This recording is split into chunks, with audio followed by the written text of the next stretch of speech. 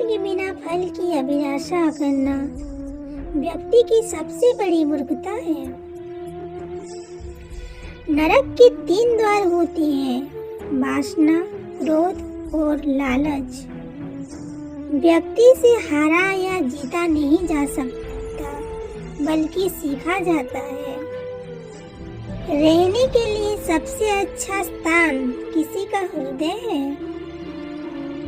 सफलता जिस ताले में बंद रहती है वह 2 चाबियों से खुलती है, एक कठिन परिश्रम और दूसरा दृढ़ संकल्प। धरती पर जिस प्रकार मौसम में बदलाव आता है उसी प्रकार जीवन में भी सुख दुख आता जाता रहता है। जो कर्म को फल के लिए करता है वास्तव में ना उसे फल मिलता है ना ही वो कर्म है। खुद को जीवन के योग्य बनाना ही सफलता है और खुद का एक मात्र मार्ग है। सुख एक मात्र मार्ग है। जीवन ना तो भविष्य में है ना अतीत में, जीवन तो इस क्षण में है। कर्मों का गणित बड़ा सीधा और सरल है। कर भला हो भला, कर बुरा तो हो बुरा। मेरा तेरा, छोटा बड़ा, अपना पराया मन में से मिटा दो, फिर सब तुम्हारा है और तुम सबके हो। आत्मज्ञान की सफलता में अपने हृदय में अज्ञान के संदेह को काट कर अलग कर दो। उठो, अनुशासित रहो, अपने अंदर करुणा रखो, आवेश नहीं। मेघ की वर्षा से पुष्प खिलते हैं, उसकी गर्जना से नहीं। यदि हार की संभावना ना हो तो जीवन का कोई अर्थ नहीं है। कोई भी इंसान जन्म से नहीं बल्कि अपने कर्मों से महान बनता है। स्वदेव संदेह करने वाला व्यक्ति के लिए प्रसन्नता ना इसे लोक में है ना ही कहीं और। फल की अभिलाषा छोड़कर कर्म करने वाला मनुष्य ही अपने जीवन को सफल बनाता है। मनुष्य को परिणाम की चिंता किए बिना, लोभ लालच बिना एवं निस्वार्थ और निष्पक्ष होकर अपने कर्तव्य का पालन करना चाहिए। मनुष्य को जीवन की चुनौतियों से भागना नहीं चाहिए और ना ही भाग्य और ईश्वर की इच्छा जैसे महानों का प्रयोग करना चाहिए। सफलता पाने वाले भूत या भविष्य की चिंता किए बिना अपने वर्तमान को सुधारते हैं। वह जो सभी इच्छाएं त्याग देता है और मैं और मेरा की लालसा और भावना से मुक्त हो जाता है, उसे शांति प्राप्त होती है। व्यक्ति की चिंता और भय एक रोग के समान है जो आपकी आत्मीय शक्ति को छिन्न कर देती है। जैसे जल द्वारा अग्नि को शांत किया जाता है, वैसे ही ज्ञान के द्वारा मन को शांत रखना चाहिए। कर्म वह फल है जिसे इंसान को हर हाल में काटना ही पड़ता है। एक ज्ञानवान व्यक्ति कभी भी कामुक सुख में आनंद नहीं लेता।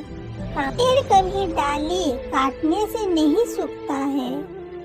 पेड़ हमेशा जड़ काटने से ही सूखता है, वैसे ही इंसान अपने कर्मों से नहीं बल्कि छोटी सोच और गलत व्यवहार से हारता है। जैसे समुद्र के पार जाने के लिए नाव की एकमात्र साधन है, उसी प्रकार स्वर्ग के लिए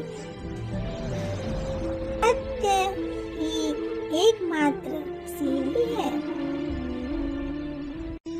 अगर आप किसी को छोटा देख रहे हो तो आप उसे या तो दूर से देख रहे हो या तो अपने भीतर के अहंकार से देख रहे हो। जो मनुष्य न तो कर्मफल की इच्छा करता है और न कर्म फलों में घृणा करता है, वह सन्यासी जाना जाता है। जो जीवन के मूल्य को जानता हो, इससे उच्च लोक की नहीं अपितु अपयश प्राप्ति होती है। मन में क्रोध रखने की अपेक्षा उसे तुरंत प्रकट कर देना अधिक अच्छा है। जैसे पल में जल जाना और देर तक सुलगने से अच्छा है। जिस प्रकार एक दिया अपना प्रकाश कम किए बिना हजारों दियों को जला देता है, उसी प्रकार खुशियों को बांटा जाए तो खुशियाँ कम नहीं होता दोस्तों। जो होने वाला है वह होकर रहेगा और जो नहीं होने वाला है वह कभी नहीं होगा। ऐसा निश्चय जिनकी बुद्धि में होता है उन्हें चिंता कभी नहीं करना चाहिए। जिस तरह प्रकाश की ज्योति अंधेरे में चमकती है, ठीक उसी प्रकार सत्य भी चमकता है। इसलिए हमेशा सत्य की राह पर चलना चाहिए। अच्छे कर्म करने के बावजूद भी लोग केवल आपकी बुराइयां ही याद रखते हैं, इसलिए लोग क्या कहते हैं इस पर ध्यान मत दो, तुम अपना कर्म करते रहो। जब जब इस धरती पर पाप, अहंकार और अधर्म बढ़ेगा तो उसका विनाश कर धर्म की पुनः स्थापना करने हेतु मैं अवश्य अवतार लेता रहूंगा। श्री कृष्ण जी कहते हैं, गीता में कहा गया है, कोई भी अपने कर्म से भाग नहीं सकता। कर्म का फल तो भुगतना ही पड़ता है। कर्म करो, फल की चिंता मत करो।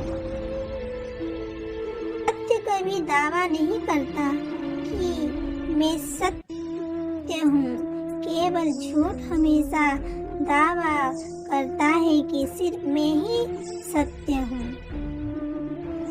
बुराई बड़ी हो या छोटी हमेशा विनाश का कारण बनती है, क्योंकि नाव में छेद छोटा सा हो गया, बड़ा नाव को डुबा ही देता है। अच्छी नियम से किया गया काम कभी व्यर्थ नहीं जाता और उसका फल आपको जरूर मिलता है। कोई भी इंसान जन्म से नहीं बल्कि अपने कर्म से महान बनता है। एक अनुशासित व्यक्ति ही अपना तथा समाज व देश का विकास कर सकता है। जो व्यवहार आपको दूसरों से पसंद ना हो, ऐसा व्यवहार आप दूसरों के साथ भी ना करें।